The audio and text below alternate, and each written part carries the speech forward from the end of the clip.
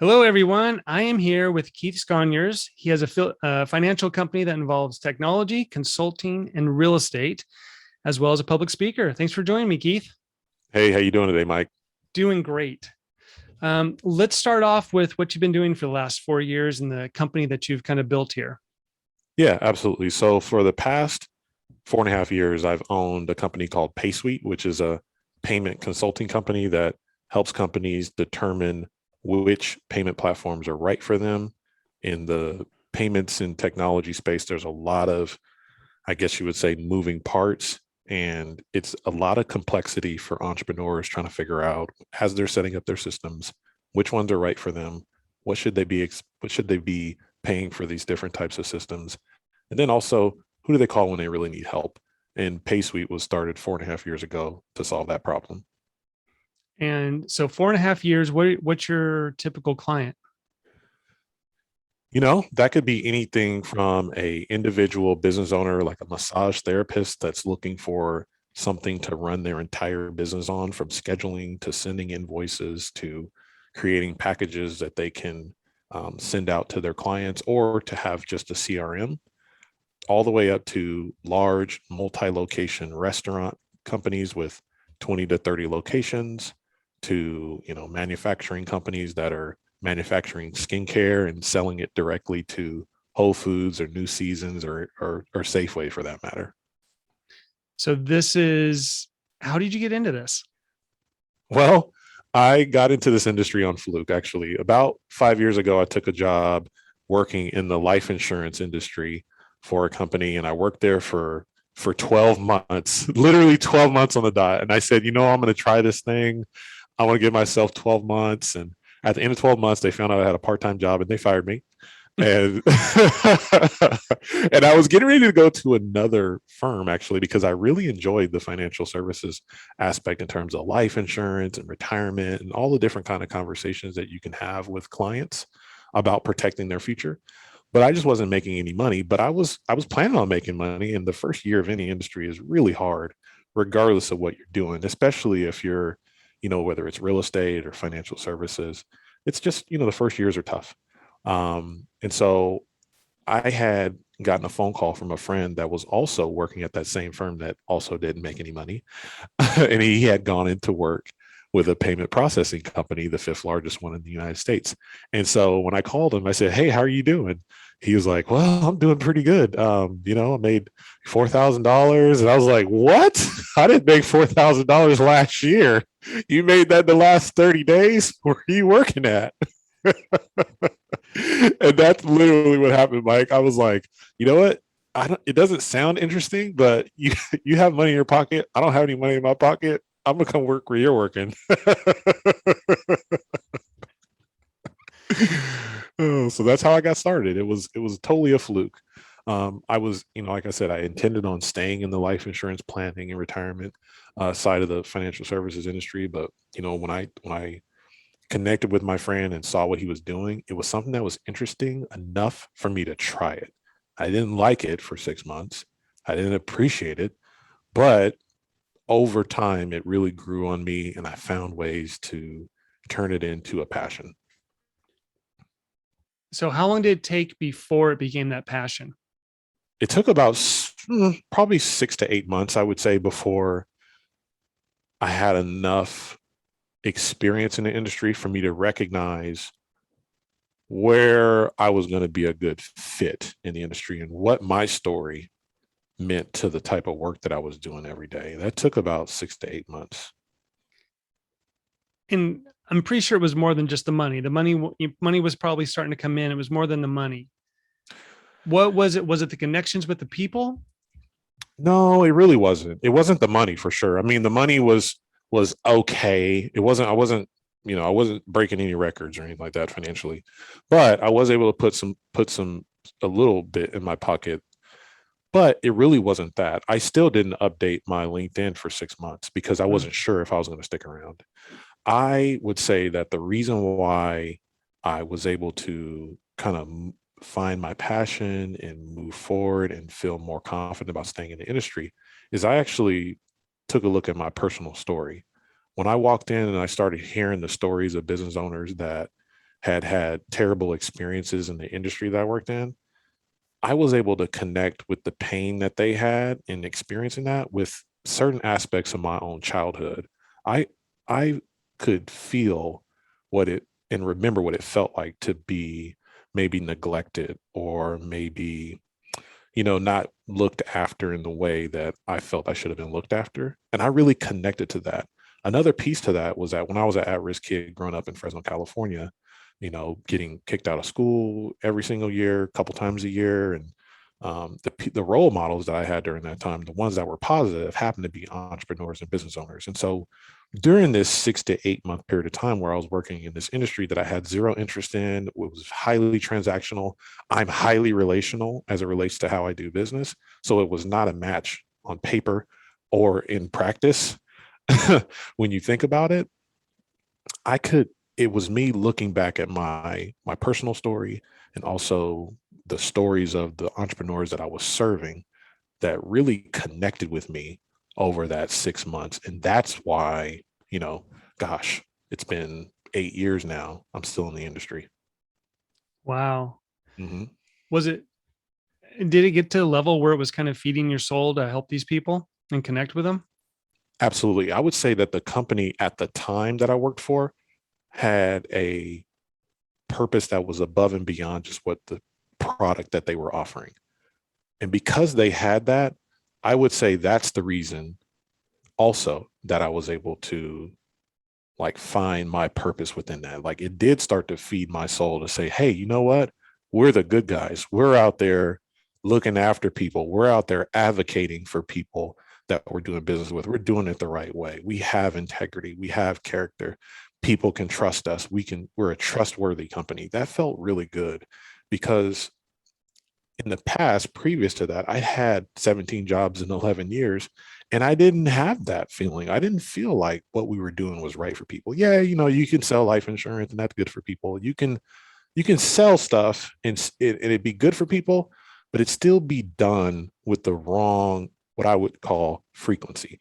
And I would say the places that I worked previously didn't have necessarily that frequency of, hey, we're doing it the right way every single time because it's the right thing to do for people. And that's the part that really connected with me when I was working at the company that I was working at. And of course, they got purchased and it changed over time. And that turned into me starting my own company and doing things in a way that is in alignment with my values. But it really did start there with going to work at a company that just had a values alignment with who I felt I wanted to be. Maybe not entirely, but there were elements of it there. Well, you did the timely topics with me and Shireen, that Hmm. thing we do on Wednesdays. And, what grabbed my ear was when you said what you said a second ago was 17 jobs in 11 years. Hmm. Yeah. And we were talking about story a little bit. Hmm. Let's go through what it was like to jump around that many jobs and what happened to your story during that time and how a lot of people would have some trouble with that. Hmm. So tell us a little bit more about that. Yeah, when you are, I guess I'll back up a little bit. So I started playing basketball when I was a sophomore in high school. One day, a basketball coach approaches me and says, "Hey, kid, you could be a Division I athlete. Like, why aren't you playing basketball?" I'm a freshman in high school. I had a 1.3 GPA. Even before I got to high school, I got expelled 6 times. I've been kicked out of school and not welcomed on campus as a freshman in high school. And then all of a sudden, somebody says, "Hey, you should play basketball." I start playing basketball, start paying attention in class. I ended up getting a scholarship to go to Portland State, played there for 4 years, got done. So I really, when you think about it, in terms of life, you leave college after that, you're in a different city. And my option was go home and surround myself with the same friends that I had when I was getting kicked out of school, or stay in Portland. So I chose to stay in Portland. And I pretty much had to pick up where I left off at when I had a 1.3 GPA. Hmm. And I was lost. Rent's due now because scholarship money's done. You don't hear from your coaches anymore because they have a job to protect and they got to go find new players. And so what do? I'm an introvert. I only have one or two friends. I'm not well known. I'm not well networked. So you take the first job that gives you an offer. Even if they give you an offer after the 20-minute interview, you're like, hey, I must be great.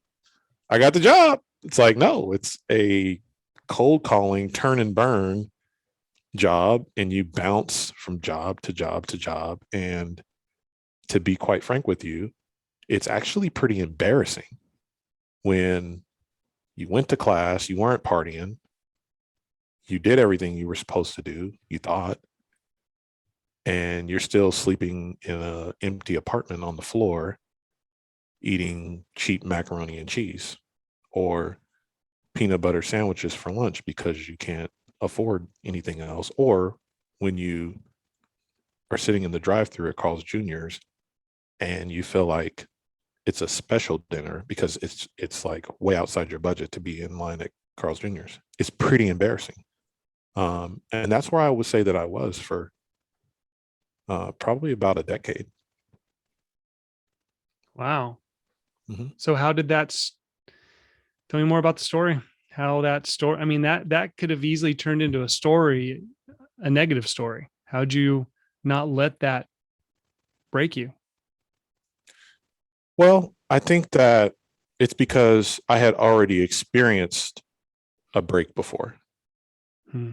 I had already experienced adversity. So it wasn't the first time.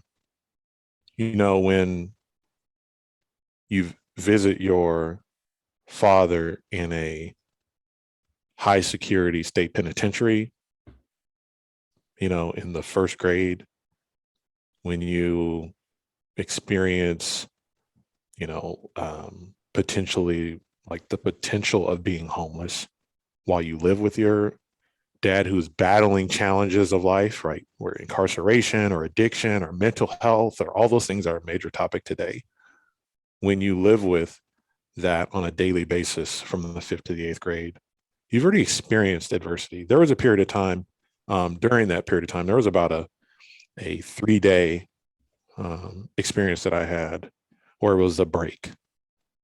And the break was dad had gotten paid. It was Tuesday, Wednesday, dad's gone. I don't know where dad's at. I'm at home one night. I come home, he's not home. I turn on the TV. I know where dad's at because there's certain neighborhoods where you kind of know what's going on. I've been in those neighborhoods, and these neighborhoods get raided often by task force.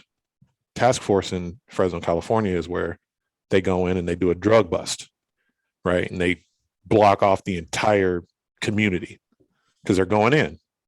And you kind of know where these things are. So I'm one night, Wednesday night, Thursday night, I don't know, probably Wednesday night, I'm watching TV and something comes on TV. It's like, man is stabbed. And I'm like, oh my gosh, he's in this neighborhood. This is where he's at. Like, this is dad. Like, this must be it. This must be the reason why he hasn't been here. And, you cry yourself to sleep and you just, what do you do? That was the break. I'd already experienced that stuff. So experiencing these challenges where you're like, oh my gosh, Pops is having an experience right now. Is he having a stroke? Is he dying? What's happening here? Like, you have those experiences. It's the break. The break is when the parole officer shows up with 30 cop cars because Pops didn't call the parole officer. It's the break, right? And so when I got out of college and I experienced another break, whether it's, hey, you're not cutting it here, it's not working for you, you're not working for us, it's like you're not closing any deals, it's like, it's the break. Or you give everything you can to a job for a year and you don't make any money and you got a family to take care of and it's still not working. It's the break. But if you continue to, I would say, make adjustments and surround yourself with the right people, first and foremost being yourself, listening to the right information in terms of whether it's encouraging, uplifting, positive information, not information that says that, oh, just positive attitude. Like some of it's like, hey, man, you need to change, right? I kept through the break, I kept focusing on what else do I need to do to get better? What do I need to stop doing? Okay, I've done that now. I'm not going to do that anymore. Okay, check. Okay, I did this thing or I didn't do this thing. The result, failure. Okay, I'm not going to do that anymore. And because I kept doing that, instead of it ending with a break, it became a breakthrough. Because of the adjustments, I was able to break through. And because I experienced the adversity as a child, then as an adult or a younger adult, it wasn't like I hadn't experienced it already. And another thing I'll say to that, sometimes when people look at people who come from these difficult backgrounds, they say, oh my gosh, oh, you poor thing. You come from a broken home, or you had to experience, incarceration or drugs or narcotics or all of these things. One of the things that I got from that period of time is my dad always said, son, it ain't always going to be like this. Better days are coming. Help is on the way. And because he wired me to think that way, I was wired to think that way by someone who, from society's perspective, felt had no value. The people who experience these things, whether it's homelessness or incarceration or all these things, right, or addiction, they typically get thrown away by society. But it was my dad who wired me to think towards a breakthrough, to think and expect a breakthrough. And so the reason I was able to get through not only what he and I went through, but everything I went through in college and everything I went through after college in terms of the 17 jobs in 11 years, and still trying to wake up the next day with positivity and hope and belief and courage and all of the things, is because my dad wired me to expect it. See, that is so huge. And so there's a thing called learned helplessness. Have you heard of that? Yes. And you were able to avoid that because you had already learned hopefulness. The people who don't see that possibility of better, and that's what happens if you go through 10 years, like you were talking about, people just like, it's never going to happen. Yeah. They did some really bad studies in the 50s and 60s, but as far as like animal rights, but they did these things with rats. And if they took a average city rat, it could only swim, it only tread water for about 15 minutes. But if they took a rat that had been handled by humans, essentially, it could tread water for, I think, like 2 days. Whoa. So the difference, or if they saved the rat, it would then think it was possibly going to get saved and it would keep going. So it really comes down to hope. Those first rats just didn't think they were going to make it. And they're just like, all right, I'm done. Yeah. Whereas the other rats are like, I've been saved by humans before, or something will come in to save me. I will keep going and going and going. So that learned hopefulness is a huge thing. And a lot of people don't have that, and they don't have that positivity. Yeah. It really is that just belief that there is something better. So the fact that that was wired into you at such a young age is fantastic. Yeah, I agree with you. And to the point that when I look back on my childhood and things like that, I wouldn't change any of it. Not any of it, because I know that the reason why I'm where I am today is because I was really shaped by those things. Like those things were supposed to happen, and parts of me feel like it was supposed to happen so that I could be of value and of service to other people who maybe need encouragement or hope or just belief or the possibility that just a little bit, that if they keep going, they keep making another, one more call, one more book, one more audio, that maybe they'll break through. You believe in persistence. I saw that in some of your posts. Yeah, I really do. I really do. And because and only because when I laid there on my floor without a mattress, that because I couldn't afford one, after having my scholarship and my basketball career and all that stuff, and getting done with college and graduating, like as I lay there, like without anything to sleep on, just my blankets and my pillow, I just laid there and I said, God, please don't let my story end like this. Please help me get to a point where one day I can at least share a story of how I got through this. And so I really do believe in persistence. I mean, what else do you got?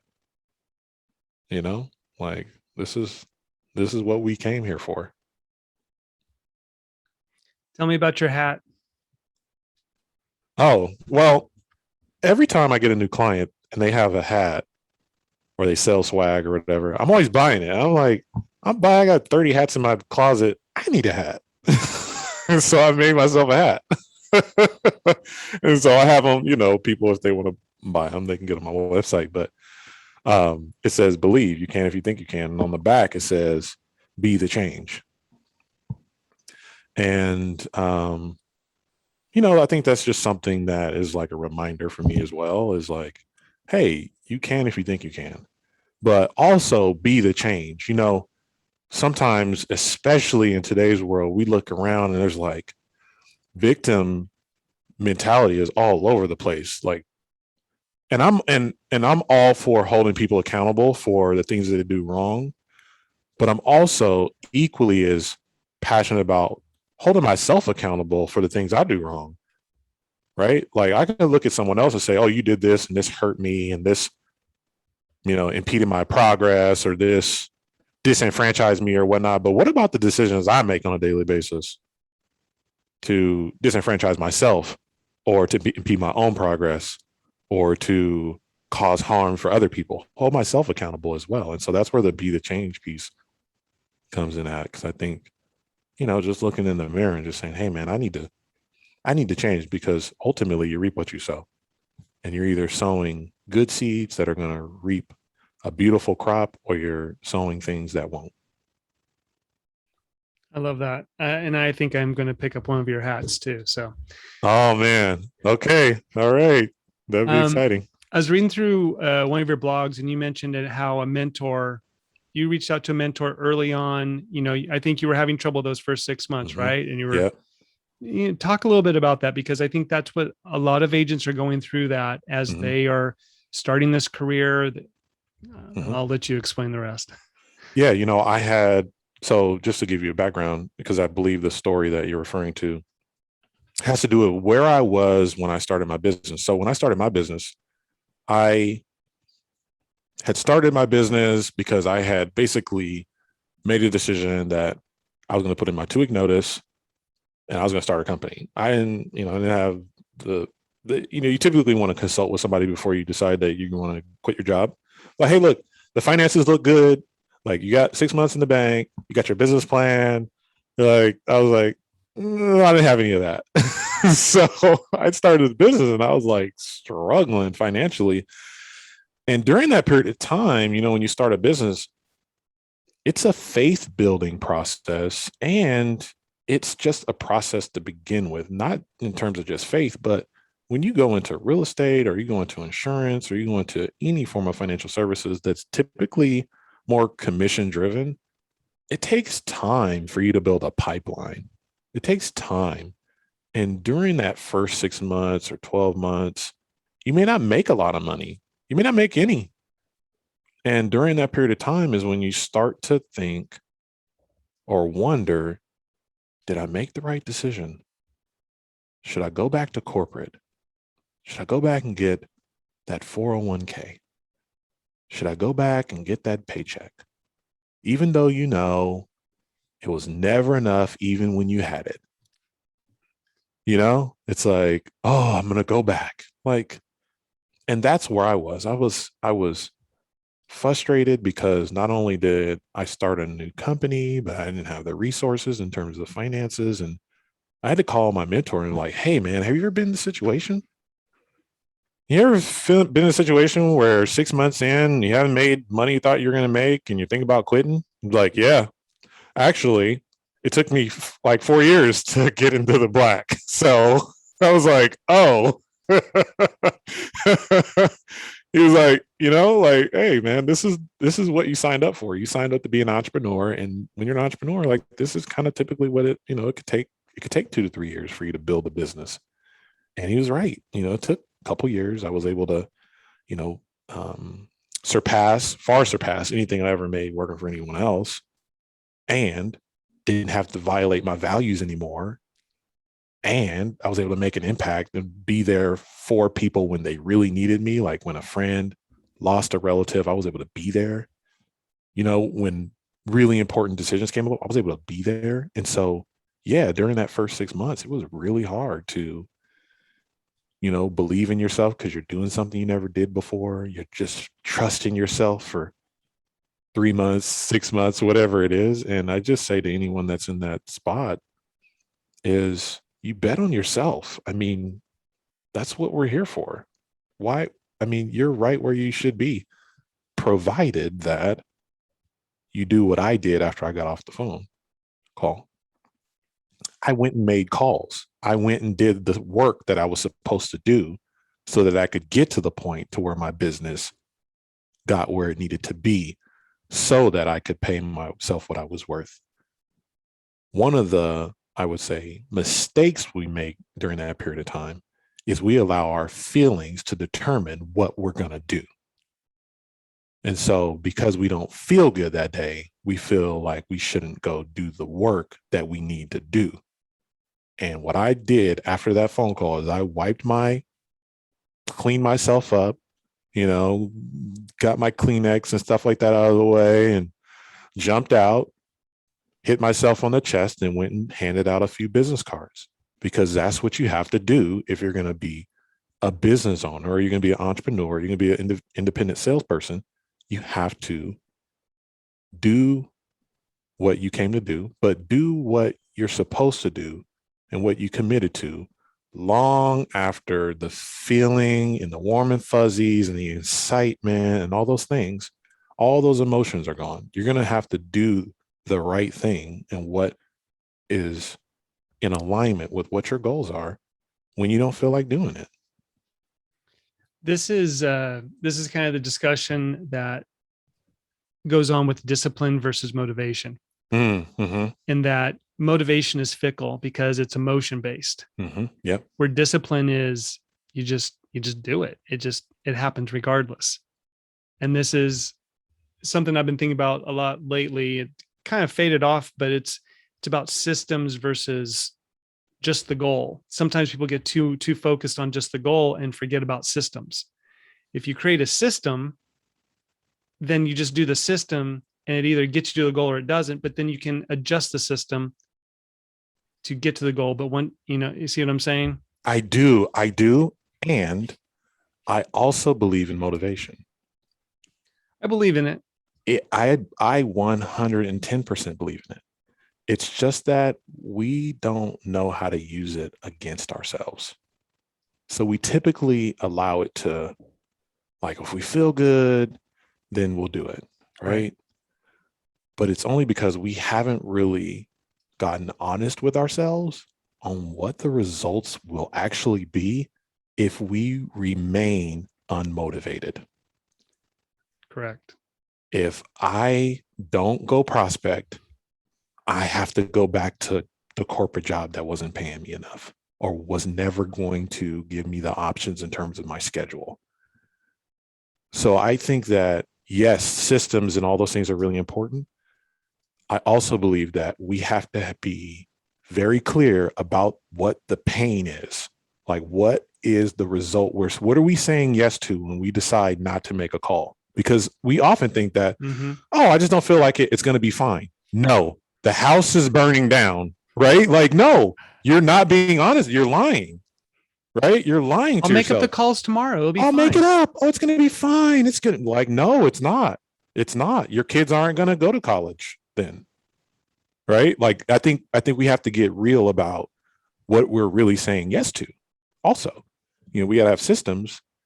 And yeah, there's going to be times where we're going to feel motivated, but we also have to be very clear about what we're saying yes to when we decide not to read, when we decide not to invest in our education, when we decide not to make cold calls or whatever kind of calls we're going to make, nurture calls or drop bys or to build those referral networks. We're deciding, we're saying yes to something. It's not just, we don't stay even.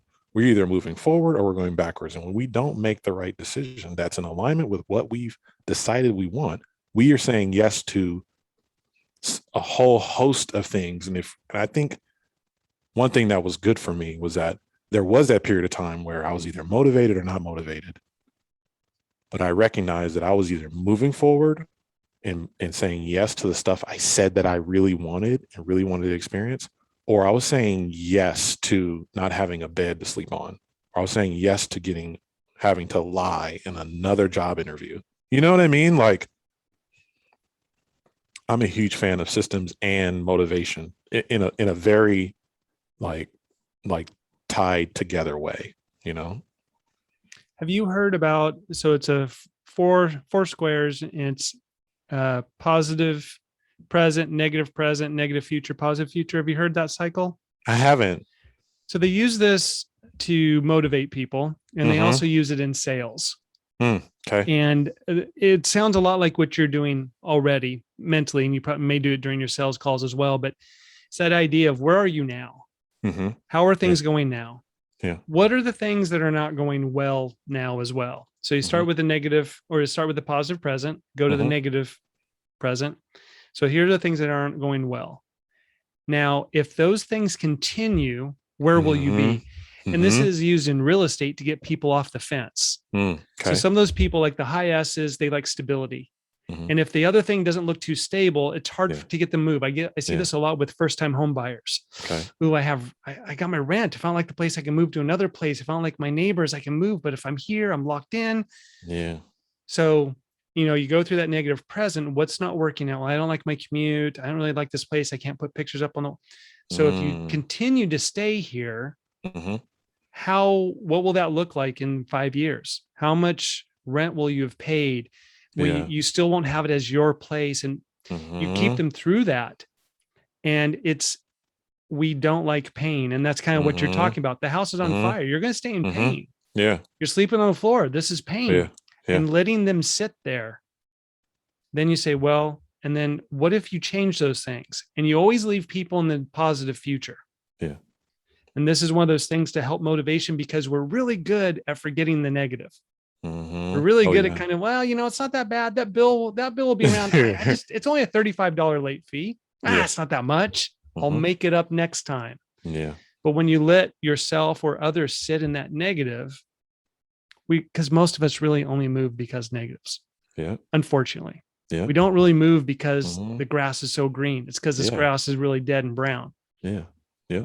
So that sounds kind of what you're talking about. Some people call this the Scrooge model too. Ebenezer Scrooge. That's what the ghost of Christmas past, present, and future did. Took him through all that. And he's like, hey, I don't know. This was terrible. I want good. Yeah. You want to run like hell from the bad stuff. That's what you want. Exactly. So I think, this is where that motivation gets people moving. Yeah, absolutely. I do believe in that. I like the systems to be that nice backup. Yeah. Yeah. Because the systems will, you can formalize everything that you need to do into a system, and you can automate certain things, and you can build it according to where you want to go. And that's why I think systems are great too. And I think you're either running towards the dream or away from the nightmare, and running away from the nightmare will help you get your systems in place as well. I love that. I'm not looking at my phone. I'm writing notes, just so you know. It's okay. It's you can check Instagram while we're on the podcast. Like I don't have, I think it's good to multitask. If anybody can do it, you can do it. There you go. Good callback. You had a quote I found that I really, really liked. Yeah. I would let the things I didn't like get too much love. Hmm. Do you remember writing that? Yeah, What you were I talking do. about? Yeah. I think that's subtly more powerful than someone may get when they're reading that. You want to talk about that a little bit? Yeah. I would say that when I was writing that, it was about, I think it's focusing on what we don't like. Oh, well, all this and this. And sometimes we get so focused on the stuff that we don't like, the things that are uncomfortable about our work or about, our relationships or you name it. We begin to harp on these things so much that we lose the importance of and the value of having gratitude, of being grateful that we have an opportunity, being grateful that, hey, I have a floor to sleep on, being grateful that, hey, I'm frustrated now, but that's only because I know I have potential. How many people don't even know they have potential? Right. Yeah. And I think that it's just important while you're in this phase of growth to be grateful and to see the full picture. There's always plenty of things that are going wrong. There's also plenty of stuff that's going right. And sometimes if you're lacking motivation or you're lacking the vitality that you need to really move forward and build your business, sometimes it's because you're focused too much on all the stuff that's wrong. When maybe the stuff that you see that's wrong is there because it's an opportunity for you to create a solution that's actually going to pull you out of your situation. And what if, even more than that, what if the fact that you recognize those things that are wrong and you have the power to fix them for yourself? What if the next step for you to achieve success is also the next step in you actually experiencing significance, where you could be a part of someone else overcoming the things that you're actually challenging or being challenged with or experiencing in your life. And so that's why I say, don't give too much love to all the stuff that's bad. Save some love for the stuff that's going right. And then also focus on how can you convert these challenges into stories or opportunities or strengths that you can use in the future to empower not only yourself, but your clients, the people in your community, the people that have nothing to do with your real estate business.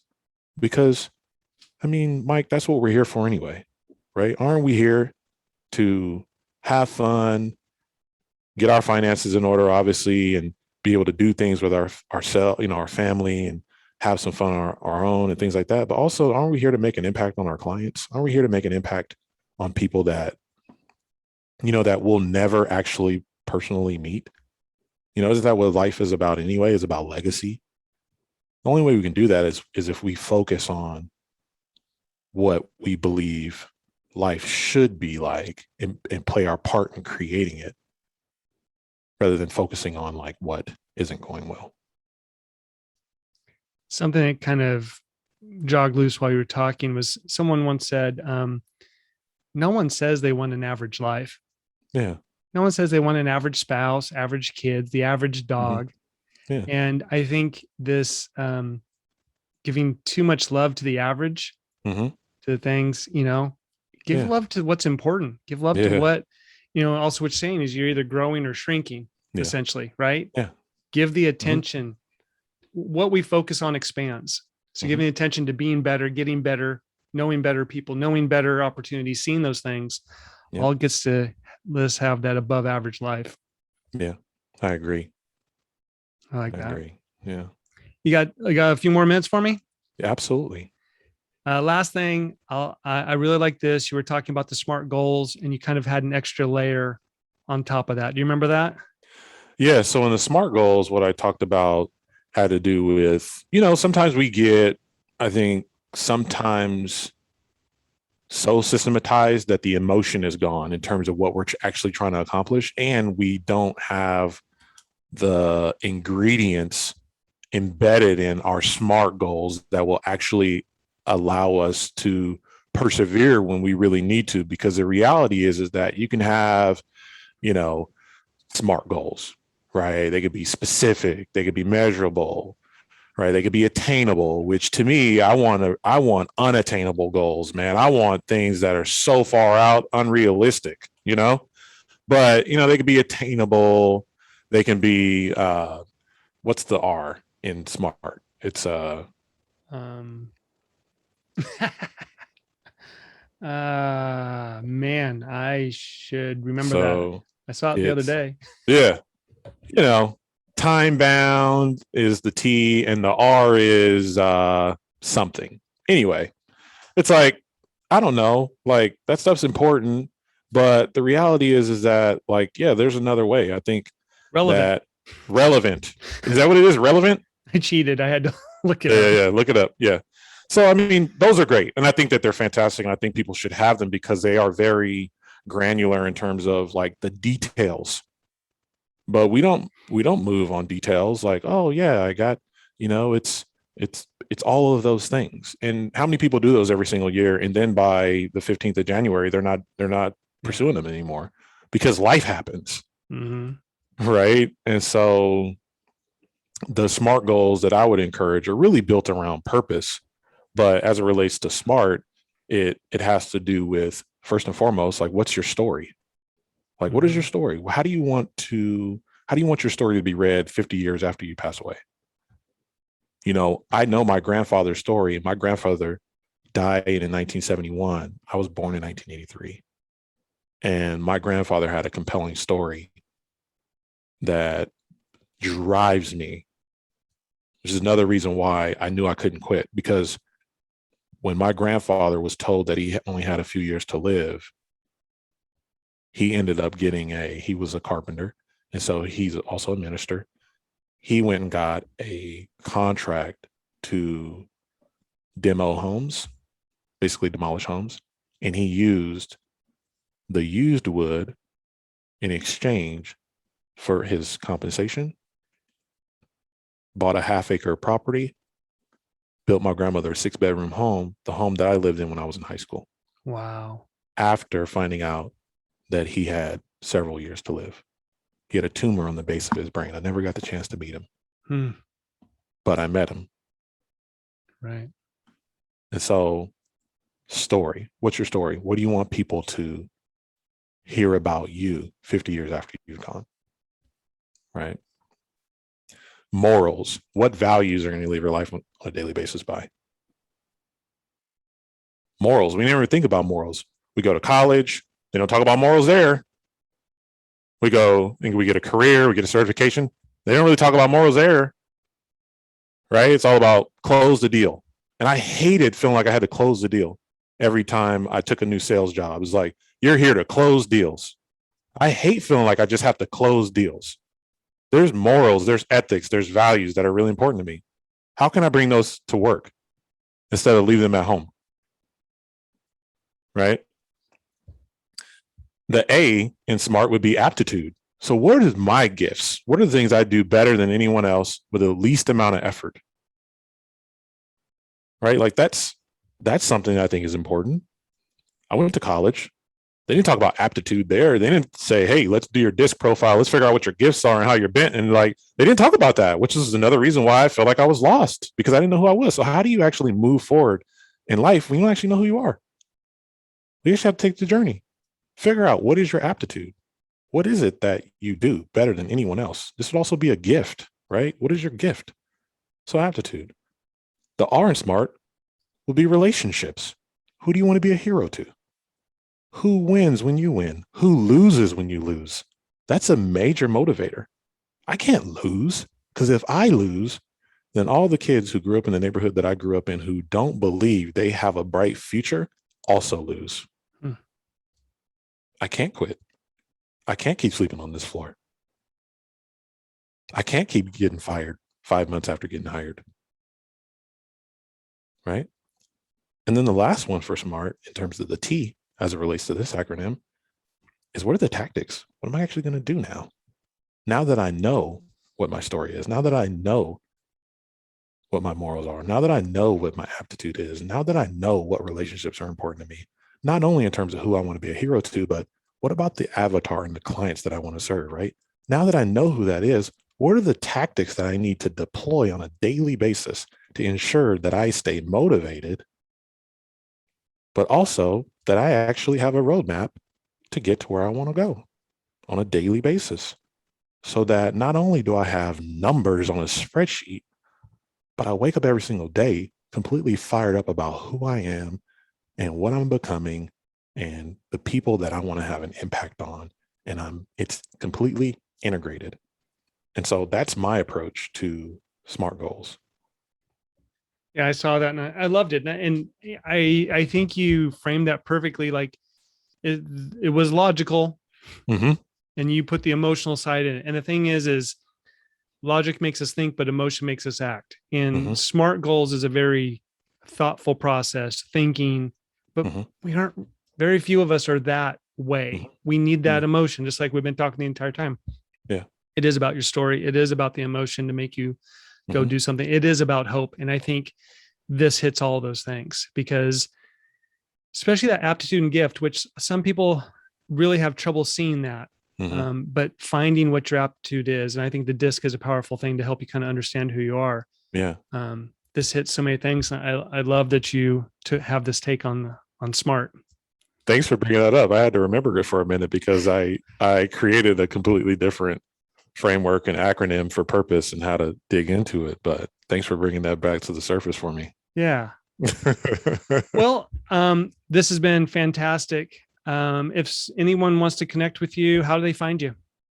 Well, they will find me at keithsconiers.com. And I want to share this because I haven't talked about this, but I'm going to actually be announcing it today, is I have a book that's being launched called Breakthrough Mentality. And not only will I be sharing a lot of the principles that have helped me break through and get to this point where, like, I'm not rich or anything like that. I'm not coming down the mountain saying, hey, you should listen to me. However, I have figured out a way to break through in life, and I'll be sharing my story, and there'll actually be other people that are going to be a part of this book that will be sharing their story too. So definitely follow me on keithsconiers.com because I think we have some really exciting things going on this year. When's the book come out? It hasn't been pinned for a release date yet. We are actually bringing all the authors and co-authors to the project now. So if you know anyone that wants to tell their story, that has something that that they want to share with the world, definitely have them reach out to me because we're working on having that updated, and we'll have a release date shortly. Fantastic. Well, we'll have you back when that for sure. When you drop that. Absolutely. All Absolutely. I right. look forward to it, Mike. Thank you. I really appreciate your time and look forward to seeing you next time. Yep. You too. Thanks, Mike. Thanks. Yep. Bye.